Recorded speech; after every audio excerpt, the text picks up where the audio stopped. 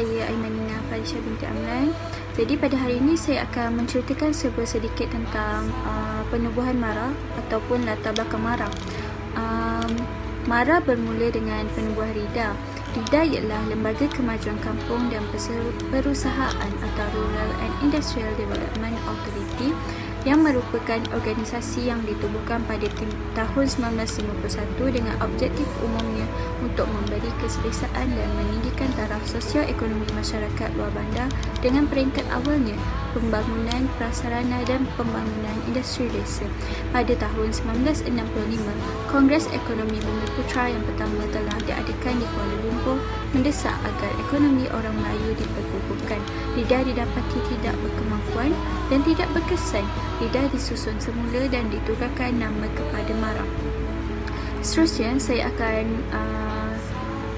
Seterusnya ialah penubuhan MARA.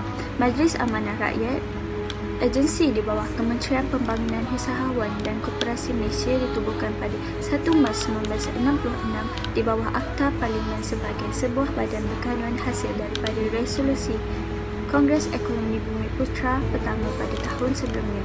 Adalah menjadi kewajipan MARA bagi memajukan, menggalakkan, memudahkan serta menjalankan pembangunan ekonomi dan kemasyarakatan dalam persekutuan dan khususnya dalam kawasan-kawasan luar bandar. Jadi, seterusnya saya akan menceritakan tentang objektif dan akta MARA. Objektif MARA ialah menggalak, membimbing, melatih dan membantu Bumiputra khususnya di luar bandar supaya menyertai dengan aktif dalam kegiatan perdagangan dan perusahaan ke arah membentuk masyarakat usahawan Bumiputra yang berdaya tahan, profesional serta kukuh. MARA diwujudkan di bawah Akta MARA 1966 yang bertujuan untuk meningkatkan pendidikan, kemahiran, kegiatan ekonomi dan keusahawanan kaum-kaum Bumiputra. Saya Mini Sazwani binti Sarasi. Hari ini saya akan menceritakan penubuhan KKTM dan IKM. KKTM dan IKM merupakan sebuah institusi TVET di bawah MARA yang terunggul di Malaysia. IKM atau KKTM diwujudkan untuk melahirkan belia Bumiputra yang berkemahiran dalam berbagai bidang teknikal dan kemahiran bagi melahirkan mereka berkhidmat dalam sektor perdagangan, perusahaan dan perindustrian, di samping mewujudkan bakal-bakal usahawan di negara kita. Pelaksanaan latihan dijalankan dengan cara mengadakan berbagai kursus di dalam berbagai bidang yang dijalankan di IKM atau KKTM di seluruh negara ini. Kolej KKTM merupakan pendidikan bebas hutang dengan MARA. 100% ditanggung kerajaan dan MARA. Pelajar juga tidak perlu meminjam PTPTN untuk menyelesaikan yuran pengajian. Yuran pengajian semua percuma 100%. Pelajar cuma perlu membayar yuran setiap bulan yang tidak sampai beribu ringgit. MARA juga memberikan allowance bulanan kepada setiap pelajar. Pelajar akan mendapat allowance pada setiap bulan bagi untuk menyara hidup mereka. Pelajar tidak perlu ikat perut untuk membayar yuran untuk pembelajaran bulanan. Selepas tamat pengajian, pelajar tidak perlu membayar semula allowance tersebut, melainkan mereka dibuang dari kolej. Mereka perlu membayar semula semua allowance yang diberikan sepanjang mereka belajar di kolej tersebut. Asrama di kolej tersebut selesa dan percuma. 100% asrama percuma. Pelajar tidak perlu membayar bil air, bil elektrik atau selainnya untuk tinggal di situ. Itu sahaja saya rasa dari penubuhan KKTM atau IKM. Assalamualaikum. Nama saya Akmal Rizal Imran. Hari ini saya nak berkongsikan tentang bila IKM dan KKTM ditubuhkan. IKM yang pertama yang ditubuhkan adalah pada tahun 1968, iaitu IKM Melaka, yang pada masa itu ditempatkan di Jelah Hang Tuah Melaka. Pada awalnya, IKM diwujudkan dengan objektif berorientasikan sosial, iaitu untuk membentras masalah keciciran di dalam bidang pendidikan di kalangan remaja dan belia Bumiputera, terutamanya di kawasan luar bandar. Apabila negara mula mempelbagaikan sistem ekonominya dari bidang pertanian ke bidang pengusahawanan dan perindustrian, keperluan pekerja separuh mahir untuk bidang di kilang-kilang yang ditubuhkan mula ketara. Mulai tahun 70-an, bidang-bidang kemahiran telah diperbanyakkan dan jumlah IKM pun telah ditambah. IKM memberi peluang kepada remaja dan belia yang tidak berpeluang melanjutkan pendidikan mendapatkan kelulusan dan kemahiran untuk melayakkan diri mereka supaya berkhidmat dengan syarikat-syarikat swasta. Daripada asalnya, IKM ialah sebuah sekolah tukang, iaitu pusat latihan yang melahirkan tukang yang mahir dalam sesuatu bidang.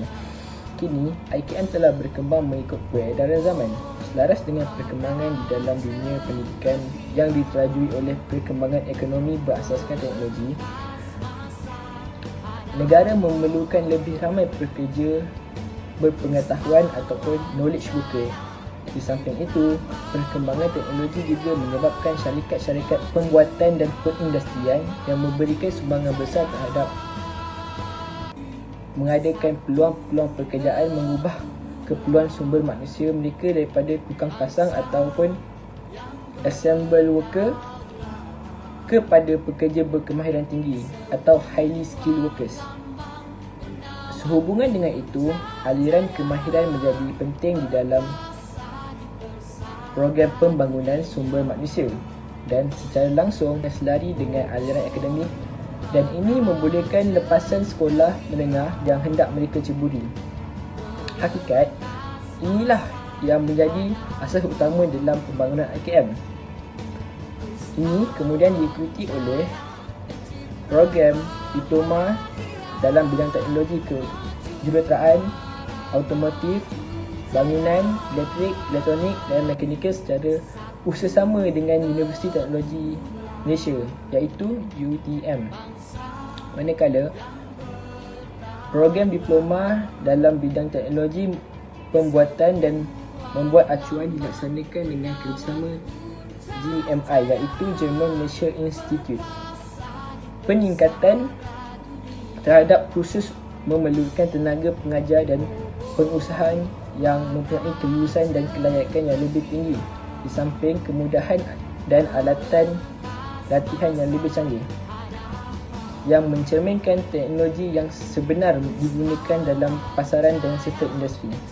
Ini mencetuskan IKM dinaik taraf menjadi Kolej Kemahiran Tinggi Mara, iaitu KKTM, bagi pusat-pusat yang menjalankan program diploma, iaitu di KKTM Pasir Mas, KKTM Petaling Jaya dan KKTM Balik Pulau.